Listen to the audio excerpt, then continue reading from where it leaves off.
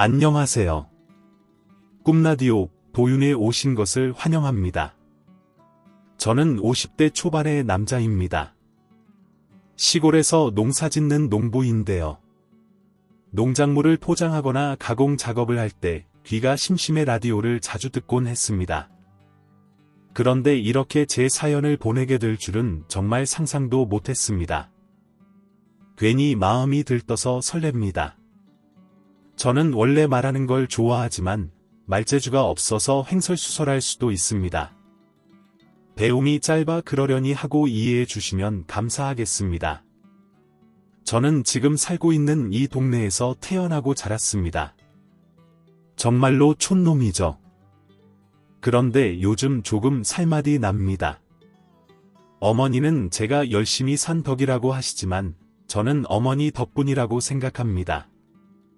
이렇게 먹고 살 수 있게 되기까지 지금의 아내도 열심히 살았지만 어머니와 저는 정말 많은 고생을 했습니다. 그렇게 고생길을 연 건 놀랍게도 저희 아버지와 친할아버지, 친할머니였습니다. 매일 동네에서 얼굴을 보면서도 아무렇지 않게 저와 어머니를 한겨울에 보따리 하나 들려 내쫓고도 큰 소리치던 분들이었죠. 그 덕에 정말 엄청난 고생을 했습니다. 어머니는 원래 시내에서 그럭저럭 먹고 살만한 집에서 자라 고등학교까지 다니셨다고 해요. 어찌나 새침 떨었는지 남학생들이 쪽지만 주고 돌아설 정도였다고 하시더라고요. 차라리 그때 남학생들과 연애도 해보고 그중 한 사람과 결혼했다면 어머니는 고생을 덜 하셨을까요? 아무튼 그런 상상과는 별개로 어머니는 외조부의 권유로 여러 차례 선을 보고 양반집이라 자랑하는 저희 아버지와 결혼을 하셨다고 해요. 실제로 저희 친가는 귀화가 동네에서 제일 돋보이는 유지 집안이었습니다. 집에서 일하는 사람들도 많았고 논이며 밭이며 소작하는 사람들도 많았으니까요. 어릴 적에는 풍족한 집에서 누리며 잘 지냈던 것 같습니다. 그 여자가 나타나기 전까지 말이죠. 어느 날 아버지와 손을 잡고 나타난 그 여자는 한눈에 봐도 어머니와는 달랐습니다. 진한 화장에 뽀글거리는 머리, 뾰족한 빨간 구두를 신고 있었거든요. 개량 한복을 입고 화장기 없는 얼굴에 단정히 묶은 머리를 한 어머니와는 달리 어린 제 눈에도 화려해 보였습니다. 게다가 말로는 서울에서 대학도 다녔다고 하더라고요. 할머니와 할아버지는 처음에는 어디서 저런 희한한 차림의 여자를 데리고 와서 장손을 낳을 조강지처를 두고 무슨 해괴한 짓이냐며 그 여자를 경멸하듯 행동하셨습니다. 그 여자가 보이기만 하면 못 볼 꼴을 본 것처럼 행동하셨죠. 저희 어머니는 마치 그 여자가 없는 사람인 것처럼 행동하셨습니다. 제 방을 아버지와 그 여자에게 내주고는 저와 한 방을 쓰시면서 아무 일 없는 듯 집안일도 하고 할아버지, 할머니도 살피셨습니다. 그러다 외할아버지가 돌아가셨는데 그 이유는 외삼촌이 사업을 한다며 돈을 다 가져가서 탕진했기 때문이었습니다. 그 충격으로 외할아버지가 쓰러지셨고 결국 돌아가시게 되었습니다. 외할아버지의 장례식 이후로 집안 분위기가 바뀌었습니다. 12살이었던 제가 느낄 정도였으니 말 다했죠. 외할머니가 돌아가시면서 제발 양반집에 시집 보내라고 신신당부하셔서 외할아버지가 여기저기 선을 보게 하셨다고 했는데 그놈의 양반집 별거 없던 거려. 사돈네가 망하자 며느리 구박부터 하더군요. 아침상부터 손도 대지 않고 물리는 것은 물론이고 천박해서 싫다던 그 여자를 불러 세워 어머니와 비교하기까지 했습니다. 서울에서 대학 다닌 여자는 시골 고등학교 겨우 나온 여자와는 차림새부터 다르다면서요. 어머니는 그런 말에도 끄떡하지 않으셨습니다. 더 꿋꿋하게 집안일과 일하는 사람들을 부리며 제 역할을 하셨죠. 제가 학교 가서도 기죽지 않도록 흔들리지 않으셨습니다. 그런 어머니에게 할머니는 아주 순한 척하면서 독하게 말했습니다. 이쯤 하면 알아서 친정으로 갈 것이지. 꼭 우리를 나쁜 사람 만들어야겠니? 우리 장소는 놓고 가라. 아무래도 대학 나온 사람이니 애 교육도 더 잘 시킬 거 아니냐? 너만 없으면 문제가 없는데 모르겠니? 이러다 너희 친정 빚쟁이라도 쫓아와 봐라. 아주 동네 망신이다. 라고 아무렇지 않게 말하더군요. 그것도 제 앞에서 말이죠. 그런 할머니께 저는 할머니 미요. 할머니가 뭔데 우리 엄마한테 그래. 천박한 여자를 엄마라고 부르기도 싫어. 나는 엄마랑 살 거야. 라고 소리쳤습니다. 그러자 어디선가 나타난 아버지는 제 뺨을 치며 이놈이 어디서 할머니께 버릇없이 굴고 있어. 제 어미가 교육을 잘못한 탓이지. 천박한 여자 작은 어머니께 사과해. 라고 소리쳤습니다. 그런 아버지에게 저는 달려들어 밀어버리며 싫어. 저런 술집 여자 같은 여자가 왜 작은 어머니야. 학교에 소문 다 났어. 시내 다방에서 몸 팔던 여자 집에 들인 거라고. 누가 창피한 사람인데 우리 엄마한테 그래. 라고 소리쳤습니다. 그런 저의 소리침에 벌떡 일어난 아버지는 저를 마구 때리기 시작했습니다. 할아버지와 할머니는 혀를 차며 그러게 애는 애미가 교육하기 나름인데 어디선 몹쓸 이라며 저를 노려보셨죠. 그러자 저희 어머니가 그 앞을 막으시며 그만하세요. 제가 갈게요. 제가 나갈게요. 라며 비셨습니다. 그런 어머니의 모습이 싫어. 엄마가 왜 빌어? 엄마가 뭘 잘못했어? 왜 빌어? 라고 소리쳤습니다. 그러자 어머니는 저를 안으시며 성호야, 어른들 말씀 잘 듣고 고분고분하게 구는 거야. 엄마가 가서 자리 잡으면 연락할게. 라고 하셨습니다. 저는 싫어. 나는 어머니랑 갈 거야. 여기서 살기 싫어. 이런 집구석에 나 버리고 가지 마. 라며 울었습니다. 그러자 어머니는 오셨고 아버지는 그래, 가라. 자식은 또 낳으면 돼. 버르장머리 없는 자식 오냐오냐 하고 키웠더니 지가 가진 걸 귀한 줄 모르고 가서 고생해봐라. 금세 와서 받아달라고 빌어도 소용없을 테니 그런 줄 알아. 라고 하더군요. 저는 벌떡 일어나 학교에 갈 준비물과 옷가지를 챙겼습니다. 할아버지는 큰 기침만 했고 할머니는 안절부절하면서도 아버지를 말리지는 못하더군요. 그 여자는 그런 할머니를 부축해가며 어머니 진정하세요. 아유, 어쩜 애가 저렇게 표독스러워요. 라며 들러부터 웃음을 참는 듯한 표정을 감추질 못하더군요. 그런 그 여자를 노려보며 어머니와 제 짐을 싸고 대문을 나서는데 일하시는 아주머니들이 나와 다 울고 계시더라고요. 한 아주머니는 오셔서 음식을 몰래 짐에 넣어 주시기도 했고요. 어머니는 아주머니들의 손을 잡아주시고는 저와 집을 나섰습니다. 쌩쌩 부는 찬바람이 온몸 마디마디 새겨지는 것 같았습니다. 어머니와 손을 맞잡고 간 곳은 동네 입구 쪽에 있는 박씨 아저씨네 집이었습니다. 언니 나예요. 라고 어머니가 부르자 나오신 박씨 아저씨네 아주머니는 아이고, 오늘이었어? 성호까지 같이? 일단 들어와. 라며 저희 모자를 받아 주셨습니다. 박씨 아저씨네 집 건너방에 들어서며 느꼈던 얼음 몸이 풀리는 그 느낌은 아직도 잊을 수가 없습니다. 박씨 아저씨네 아주머니는 일단 내가 저쪽에서 지낼 곳을 마련해 놨어. 우리 집 소작할 때부터 성우 엄마가 도와준 게 얼만데 내가 이 정도는 해야지. 성우야, 너희 엄마 많이 도와라. 알았지? 라고 하시더라고요. 그런데 어머니는 성우야, 엄마 여기서 있을 테니까 걱정 말고 내일 날 밝으면 집에 다시 가서 할아버지 할머니랑 아버지께 빌어 잘못했다고. 그리고 학교 오가는 길에 만나면 되잖아. 응, 이라고 하시더라고요. 저는 싫어요. 저는 엄마 없는 그 집에 가기 싫어요. 그 여자한테 어머니라고 부르기도 싫고 라며 울었습니다. 그런 저를 본 박씨 아저씨네 아주머니는 그래, 애를 왜 보내?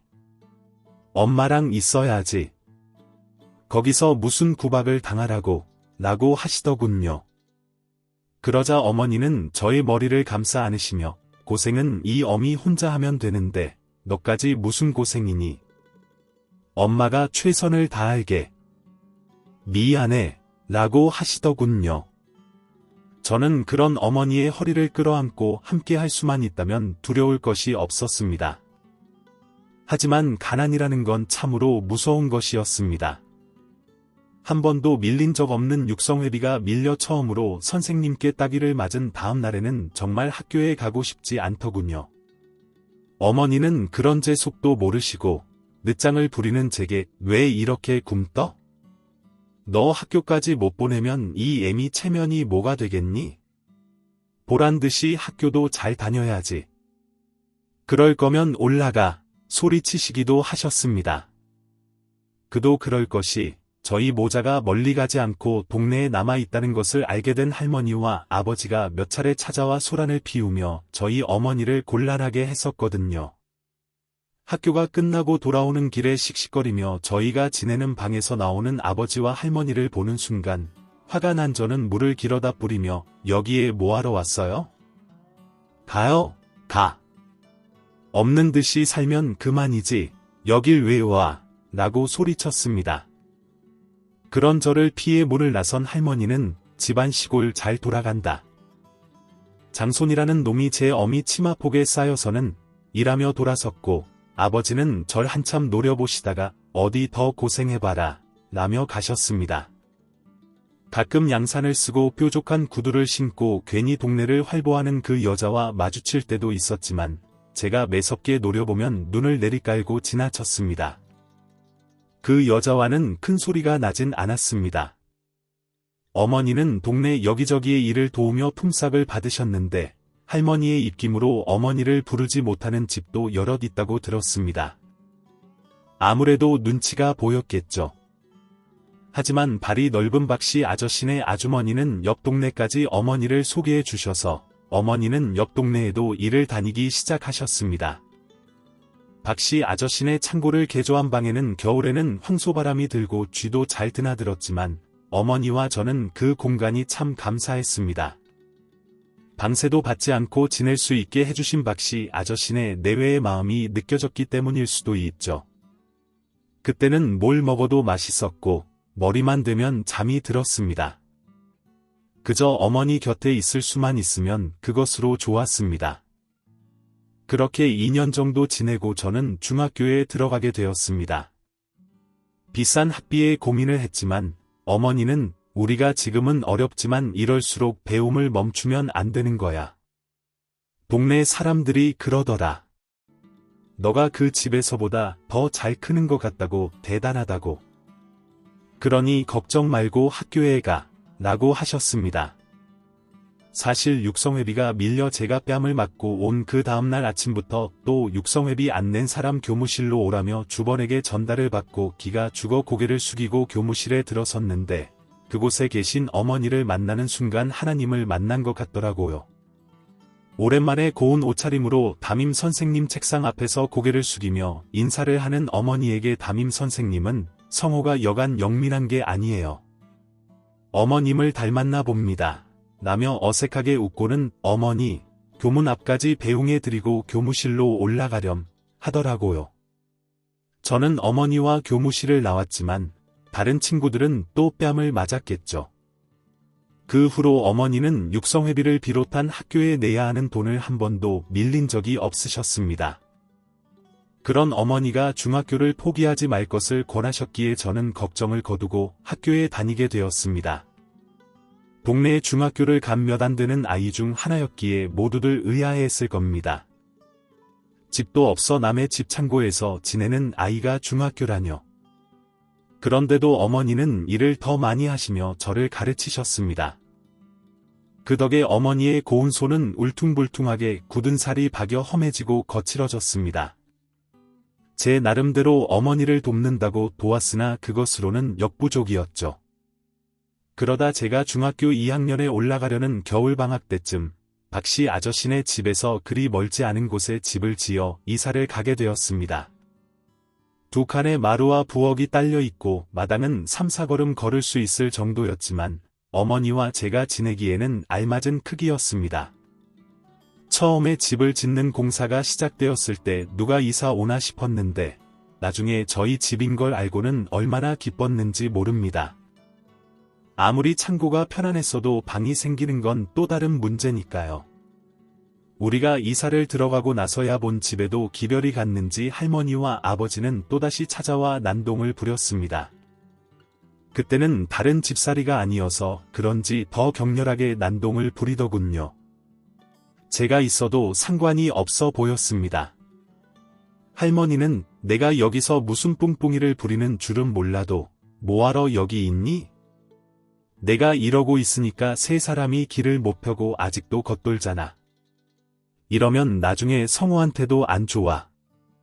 이사 가거라 라며 어머니를 이리 당기고 저리 당기며 소리를 치셨습니다. 아버지는 뭐 하는 짓이야? 나가겠다고 했으면 털고 갈 것이지 집을 지어 왜? 라며 고함을 치며 손에 잡히는 물건을 모두 던졌습니다.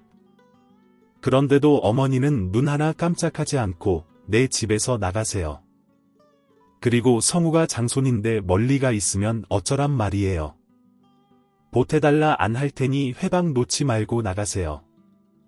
어머니도 나중에 후회 마시고 이러지 마세요. 성우가 다 봐요. 라고 또박또박 말씀하시더군요. 그러다 할 말이 없는 건지 몰려든 동네 사람들 눈이 무서운 건지 할머니와 아버지는 가셨습니다. 몇 시간 뒤 집안 정리를 끝내고 청소를 하고 나서 어머니가 저녁으로 먹을 밥을 하려고 앉아 계셨는데 그 여자가 또각또각 구두 소리를 내며 집 안으로 들어서더군요. 계세요. 라고 들어서는 그 여자에게 여기가 어디라고 와? 안 나가? 어디서? 라며 제가 쌍심지를 켜주었습니다. 형님, 저랑 얘기 좀 해요. 라며 새침을 떨고 문 앞에 서더군요. 어머니는 마치 기다리셨다는 듯이 들어와요. 라고 그 여자와 마주 앉으셨습니다. 저에게는 성호는 방에 좀 들어가 있어라. 라고 하셨죠. 방에 들어가서도 문에 귀를 대고 엿들어 보니 그 여자가 그간 제가 나서면 더 볼썽 사나워질 것 같아 참았는데 언제까지 이러고 계실 거예요? 그렇다고 이혼도 안 해주면서 이러시면 제가 어떻게 얼굴 들고 살겠어요. 저도 이렇게 첩 노릇이나 할 줄 알았으면 이 시골에 안 왔죠. 라고 하더군요. 어이가 없어 달려나가 욕을 해주려 했습니다. 하지만 그게 왜 내 잘못인가? 라며 차분히 묻는 어머니의 물음에 네. 라고 답하는 그 여자에게 어머니는 내가 자네 첩시를 하라고 했는가? 라고 다시 물으시더군요. 그러시더니 자네 말대로 그 좋은 대학 나와서 누가 남에 대한 집 찹살라고 떠밀기라도 했나 순전히 자네의 선택 아니었나 시내에서 뭘 하고 지냈던지 아이의 아버지를 어떻게 만났던지 모르겠지만 난 자네에게 우리 아이 아버지 첩시를 해달라고 사정한 적도 없고 시부모님 뒤에서 콕콕 찔러가며 나 내쫓아달라고 조르라고 한 적도 없어 어찌됐건 난 장씨 집안 사람이고 우리 성원은 그 집안 4대 독자야. 그런데 우리가 가길 어디로 가나 지금이야 뭐에 홀려 다들 자네를 집안 사람 대접해 주시겠지만 화무시비롱이라고 자네라고 안 늙겠나. 그러면 아이 아버지도 장남 찾으시겠지. 그때 되면 어른들도 우리 모자 다시 찾으실 거야. 자네가 이제와 아들을 낳는다 한들 내 호적에 오를 테고 우리 성우가 장남인 건 변함이 없는 것 아닌가. 그러니 난 내 할 도리대로 할 거야. 자네는 자네대로 해. 여기 와서 징징거리지 말고 왜 우리 내쫓을 때처럼 임신한 척이라도 하려나. 또박또박 말씀하시는 어머니 앞에서 그 여자는 아무 말도 못하더라고요. 그러더니 다시 또각거리는 구두 소리와 함께 그 여자가 집을 나서는 기척이 들려 문을 열고 나가보니 어머니는 아무 일이 없었다는 듯이 나무를 묻히고 계셨습니다. 곁에 가서 눈치를 살핍지만 어머니는 정말 아무 일이 없었다는 듯이 저녁 밥상을 차리시더라고요. 그때 다시 한번 우리 어머니가 참 대단하신 분이라고 느꼈습니다.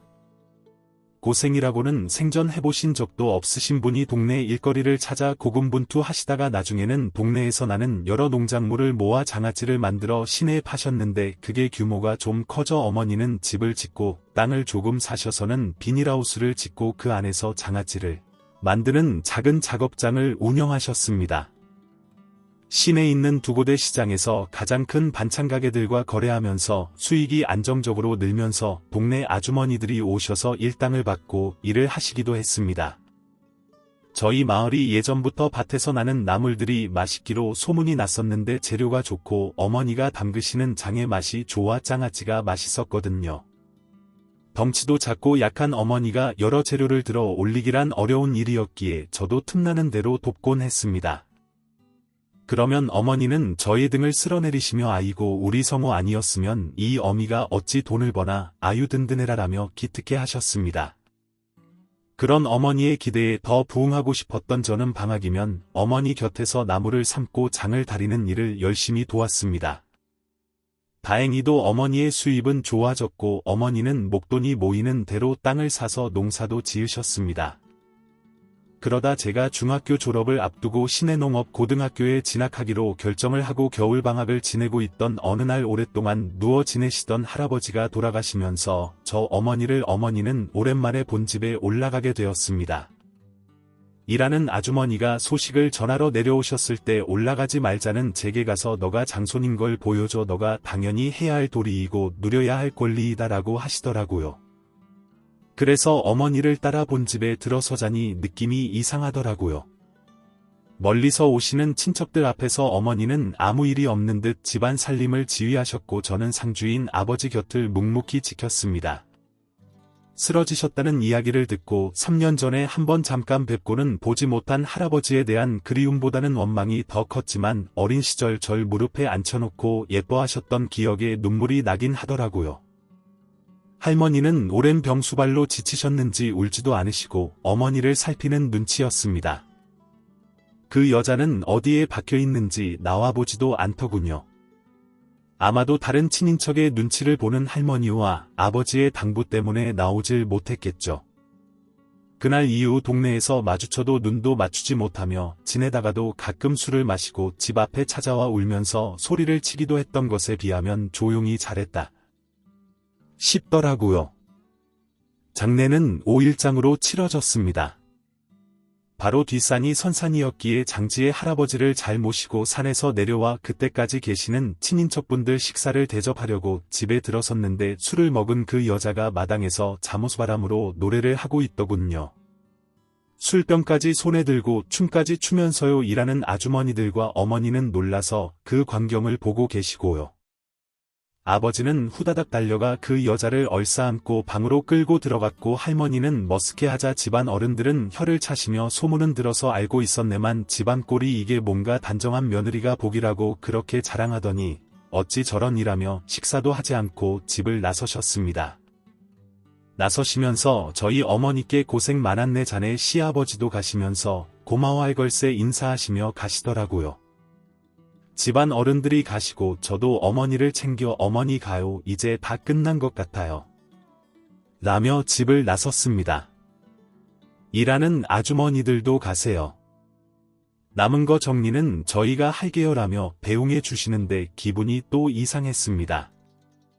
주인 노릇을 뺏기는 기분이랄까요? 그리고 저와 어머니는 또다시 열심히 일하며 저희의 생활로 돌아왔습니다. 하지만 아버지는 그러지 못하시더군요. 마을에 땅이 나올 때마다 어머니는 조금씩 사셨는데 어느 날부터인가 할아버지가 남기신 땅이 나오더라고요. 동네 아주머니들은 어머니께 와서 성우 할아버지 돌아가시고 나서는 그 집에 뭐가 자꾸 물건이 들어가 그러면서 땅은 자꾸 나오고 아무래도 땅 팔아서 이것저것 사드리는 것 같은데 괜찮은 거야 라고 하시더라고요. 어머니는 그런 아주머니들에게 글쎄요 제 소관이 아니라서 모르겠어요 라며 옅은 미소를 지으실 분이었습니다. 저는 고등학교에 진학해 여러가지 농사법이나 가공법을 배웠습니다. 어머니가 하시는 일에 직접적으로 연관이 있는 것들을 배우다 보니 재미있고 머릿속에 잘 들어왔습니다. 방학 때면 학교에서 배운 것들을 써먹고 싶어 이리저리 궁리를 해보기도 했습니다. 그런 저를 어머니는 웃으면서 지켜보시기도 하고 관심 가는 건 같이 해보시기도 하셨습니다. 장아찌가 잘 팔리는 만큼 어머니는 바빠지셨고 재료도 더 필요했기에 농사일도 부지런히 할 수밖에 없었죠. 그런데도 짬을 내 이것저것 시도해보면서 더 나은 방법을 찾기 위해 애를 썼습니다. 아무래도 어머니와 제가 다 해내야 하니까요. 제가 고등학교 2학년에 올라가고 얼마 되지 않았을 때 연락이 끊겼던 외삼촌이 찾아오셨습니다. 학교를 마치고 집에 들어서는 저를 달려와 안으시며 성호야 삼촌 때문에 고생이 많았지 미안하다라고 하시더라고요. 삼촌에 대한 원망이 없었다면 거짓말이겠지만 전과는 다르게 거칠어진 얼굴로 나타난 삼촌을 보고 마음이 누그러지더라고요. 눈물을 흘리시는 삼촌께 삼촌 얼굴이 왜 이렇게 상하셨어요? 그동안 어디서 지내셨어요? 라며 함께 안아드렸습니다. 제 손을 잡은 삼촌은 어머니와 저를 가까이 앉게 하시더니 내가 이 근처에다 식품 공장을 차리려고 해 그 돈 만드느라 엄청 애를 썼다 원양어선 타서 그런데 때마침 누님도 장아찌 만들고 계시니 우리 같이 일해봐요. 솔직히 아직 자리 잡기 전이라 내가 도움을 받아야 하긴 하는데 앞으로 사람들이 김치를 사 먹는 시대가 올 거야. 그 전에 우리는 다른 장아찌를 먼저 생산해서 다른 지역까지 판매를 하다가 나중에는 김치까지 판매하는 거지라고 하셨습니다. 솔직히 그때는 그 말이 허무맹랑하게 느껴졌습니다. 30년 전까지만 해도 장아찌 사 먹는 것도 반찬 사 먹는다고 한 소리 듣던 시절인지라 김치까지 사 먹는 일은 상상도 못했죠. 그때는 차라리 김치를 하는 사람을 사서 담그는 게 오히려 흔할 때니까요. 그것도 소위 돈 좀 있는 집에서 말이죠. 그래서인지 어머니는 딱히 내키진 않으시는 것 같았습니다. 하지만 저는 학교에서 배운 내용들을 조합해본 결과 어느 정도 승산은 있을 수 있지만 당장에 뛰어들기란 쉽지 않다고 생각했습니다. 그래서 그럼 일단 반찬을 만들어 파는 가게를 만들어서 우리 만드는 장아찌랑 다른 반찬들을 만들어 팔아봐요. 김치도 조금씩 팔다가 시장성이 확보가 되면 그때 공장을 세우면 되잖아요라고 건의를 드렸습니다. 삼촌은 곰곰이 생각을 하시다가 그래 그럼 우리의 엄마랑 누나가 그 가게에 판매될 반찬을 만들자. 누나도 알지 애엄마도 솜씨 좋은 거 이야기 나온 김에 이 근처에 우리가 이사를 와야겠다. 와서 누나 하는 농사도 쉽고 가게에 내다 파는 건 내가 할게라고 하시더라고요. 외삼촌과 그런 이야기를 나누고 나니 든든해졌습니다. 어머니도 의지하실 때가 생기게 되니 더 좋으실 것 같았고요. 그렇게 몇 달 후 외삼촌은 외숙모와 사촌들과 함께 저희 동네로 이사를 오셨습니다. 사촌들은 갑자기 시골살이를 하게 되어 불만이 있어 보였지만 곧 적응을 하더라고요. 사촌들은 여자 형제들이었는데 중학교를 졸업하고 고등학교는 가지 않고 외숙모에게 살림을 배우고 있었다고 하더라고요. 외삼촌이 돈을 붙이긴 했으나 아무래도 어려우셨나 보더라고요. 어머니는 외숙모와 사촌들이라는 일손이 생기니 장아찌를 비롯해 다른 반찬들도 만들기에 더 수월해지신 것 같았습니다. 재료를 나르고 만들어진 반찬들을 나르고 농사를 지으며 힘쓰는 일은 삼촌과 제가 했습니다. 그러다 보니 자연스럽게 저와 삼촌이 가게 일을 보고 있더라고요. 점점 재미를 느끼기도 하고 했고 생각보다 수익이 많이 나 좋았습니다. 어머니는 점점 더 땅을 사들이셨습니다. 아버지는 아는지 모르는지 땅을 팔았습니다. 그 여자는 점점 더 술을 먹고 취한 모습으로 동네를 돌아다니며 이 사람 저 사람에게 시비를 걸고 싸우기 일쑤였습니다. 왜 내가 첩이라고 무시해 참나. 내가 이런 대접받으려고 여기서 이러고 사는 줄 알아. 내가 지금 너 마음만 먹으면 이러고 안 살아 이 촌것들아라며 소리를 고래고래 지르기도 했고요. 동네에서는 저 집 이제 망했다고 소문이 나기도 했죠. 땅은 점점 팔리고 가세는 기우는데 아버지는 그 여자에게서 벗어나질 못하니 할머니는 답답하셨나 봅니다. 하루는 가게에서 돌아오는데 집 앞에서 기다리고 있었더라고요. 보고도 못 본 척하고 집으로 가려는데 성호야라고 불러 멈춰 돌아보니 아무리 그래도 우리 집안에 장사하는 그런 수준 낮은 짓은 없다. 그러지 말고 할미랑 올라가자. 아무리 그래도 너가 장씨 장손이잖니라고 하더군요. 이미 성인이 되어 클 대로 큰 제게 갑자기 그런 소리를 하니 오기가 나더라고요. 그래서 제가 왜요 지금이라도 저 앞세워서 어머니 다시 붙드시게요. 그 여자가 분가로 날리면서 알랑방귀 몇 번 꿰었다고 어머니랑 저를 내친 건 할머니였어요. 어렵게 이 집 저 집 일 다니며 고생할 때는 본 척음커녕 회방만 놓더니 이제 와서 왜 이러세요. 저는 그 집에 볼 일 없어요. 또 장내나 나면 모를까 그러니까 찾아오지 마세요. 라고 하고는 집으로 들어와 버렸습니다. 할머니는 그러고도 몇 번을 찾아와 집으로 가자고 졸랐지만 저는 더 심하게 말하고 돌아섰습니다. 나중에 외삼촌에게 이야기를 들으신 어머니는 할머니께 너무 그러지 말아라 노인네가 자손 욕심에 그러신 건데 그 사람이 그럴 줄 알았겠니 원망스러워도 너의 조모리이다. 그러지 말아라 라고 하시더라고요. 그래서 그 다음에 할머니가 또 왔을 때는 아무 말 않고 집 앞까지 데려다 주었습니다. 제가 팔목을 잡고 걸으면 할머니는 아무 말 않고 걸어 집 앞까지 가기를 몇 번 했을 때 집 앞에서 아버지를 마주쳤습니다. 힐끗 보고는 지금이라도 들어와라 집도 어수선한데 나가서 그러지 말 이제 엄마 손이 필요한 나이도 아니잖니라고 하더군요.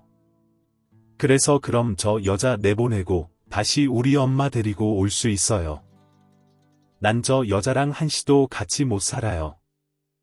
천박한 줄만 알았는데 방탕하기까지 한 여자라 어떻게 살아요.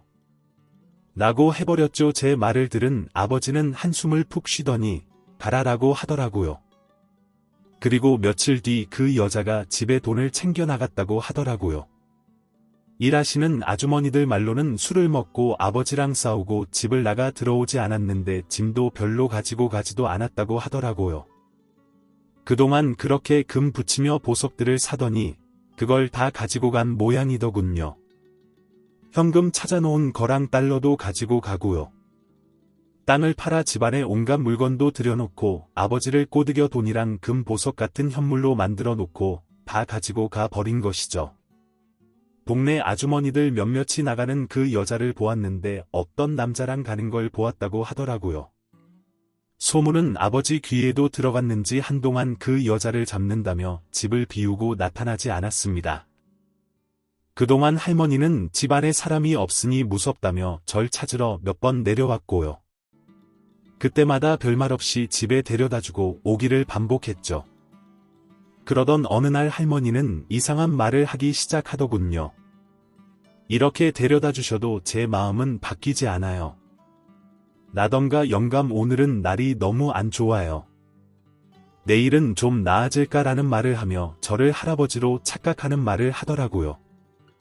어머니께 말씀드리니 일하는 아주머니들께 알아보시더라고요. 일하시는 아주머니들도 안 그래도 이상했다며 혼잣말을 그렇게 하고 새벽이나 밤늦게 잠을 자지 않고 집안 여기저기를 다니며 누구를 그렇게 찾는다고 하더라고요. 그렇습니다. 치매가 온 거죠. 증상은 점점 심해지는지 할아버지 산소에 가서 울고 있기도 하고 마을 길목에 서서 누군가를 계속 기다리기도 하면서 저와 어머니의 신경이 쓰이게 하더라고요. 지금이야 요양시설도 잘 되어 있고 병원도 있지만 그때는 집에서 다 수발을 들어야 하는데 정신이 온전치 않은 노인네 아무리 오래 집에서 일한 사람이라고 한들 누가 좋아하겠습니까? 그렇게 남의 손에 오로지 맡겨놓기가 어머니는 못내 불안하셨는지 아침 저녁으로 본집에 드나들기 시작하셨습니다. 반찬 만드는 일에 농사일에 하실 일이 산더미셨지만 사람도리를 해야 한다면서 제가 아무리 말려도 끝내 하시더라고요. 아버지에게는 연락도 없고 일하는 아주머니들에게 나가는 월급은 충당이 안 돼 다 내보내고 한 분만 계시게 하시더니 어머니가 그 집 위를 보시는 게 싫어서 어머니께 큰 소리도 내봤지만 소용이 없었습니다. 어머니는 그래도 아직 내가 이 집안 사람이고 너는 이 집 장손이야 저러고 계신데 어떻게 모르는 척을 하니라고 하시면서 할머니를 돌보셨습니다. 할머니는 점점 더 기억을 잃으시더니 어머니께 의지하더군요. 자신이 어머니께 한 짓도 다 잊으신 것 같더라고요. 저에게는 계속 할아버지 대하듯 하셨고 수줍은 각시처럼 행세하셨습니다. 치매는 슬픈 병이면서도 본인에게는 편한 병이더군요. 그렇게 꼬박 10년을 치매로 투병하다가 돌아가셨습니다. 아버지는 들락날락 하다가 어느 순간 나타나지 않았습니다. 그렇게 효자인 척 하더니 할머니를 책임지지 않더라고요. 그 세월 동안 어머니는 아침 저녁으로 할머니를 돌보러 가셨고 저는 내키지 않았지만 어머니의 등살에 들여다보곤 했습니다. 그러다 할머니가 돌아가시고 나니 어머니 말대로 하게 됩니다. 잘했다는 생각이 들기도 했습니다. 그 여자가 나타나기 전까진 할머니 역시 저를 예뻐해 주시던 하나뿐인 할머니셨으니까요. 그동안 시내 가게는 장사가 잘 됐습니다. 외숙모와 사촌들까지 나서서 만드는데도 일손이 부족할 정도였죠. 그래서 박씨 아저씨네 아주머니가 모아주신 일손을 고용해 일을 하고는 했습니다. 그렇게 작은 공장처럼 작업장은 운영이 되었습니다. 그러다 삼촌은 전에 타던 원양어선 회사에 여러가지 반찬과 김치를 챙겨 다녀오시더니 그 회사에 납품을 하기로 했다며 이참에 공장을 차리자고 하시더라고요. 인력도 조달이 되고 재료도 가까이 생산되고 있으니 정식으로 공장만 지으면 될 일이었습니다. 거래처가 정해지고 나니 일은 일사천리로 진행됐습니다. 공장이 지어지고 나니 다른 거래처도 더 생겼고요. 최근 15년간은 김치까지 본격적으로 판매하며 외삼촌 말대로 엄청난 수익을 올리고 있습니다. 어머니는 편하게 살 때도 되셨지만 직접 당신의 눈으로 확인해야 편하다며 아직도 공장의 발길을 하시고요. 그리고 저는 20년 전쯤 사촌의 친구와 우연히 마주쳤는데 한눈에 반해 제가 죽어라 쫓아다녀 결혼을 했습니다. 일만 하던 제가 그렇게 열심히 쫓아다녔습니다. 일하는 틈틈이 얼굴을 비춘 결과 결혼에 성공했죠. 그렇게 제가 사정사정해서 시집을 온 아내는 아들 둘을 낳아주었고 잘 키워줬습니다. 어머니와 사이도 좋아 한 집에서 잘 지내주고요. 공장 일도 열심히 해주는 사람이라 제가 항상 감사한 마음을 가지며 살고 있습니다. 혹여나 아버지 같은 사람이 될까봐 두려워 결혼을 안 하려고 했는데 제 눈앞에 짜란히 나타난 사람이라 그 자체만으로도 감사한 일인데 고생까지 시켰으니까요. 아버지는 집을 나간 이후에 가끔 나타나 본집과 나머지 땅을 날름날름 팔더군요. 선산도 내놨다는 이야기를 듣고 그래도 그것만은 막자 싶어 그 선산도 저희가 매입을 했습니다. 본집은 어릴 적 추억이 있어 사서 수리를 해 다시 저희 가족이 살고 있고요. 아버지는 선산을 내놓은 이후에 생사를 모르고 지냈는데 얼마 전 서울의 여인숙에서 고독사를 당했다고 연락을 받았습니다. 찾아가 장례를 간단히 치르면서도 눈물이 나지도 않았습니다. 아이들에게는 말도 안 하고 화장을 한 뼈가루를 할아버지와 할머니 곁에 묻어드렸습니다. 그게 제 마지막 돌이라고 생각했습니다. 겨우 추스른 유품은 빼곡히 주소지가 적힌 노트들이 가득 나왔는데 아무래도 그 여자를 계속 찾은 것 같더라고요.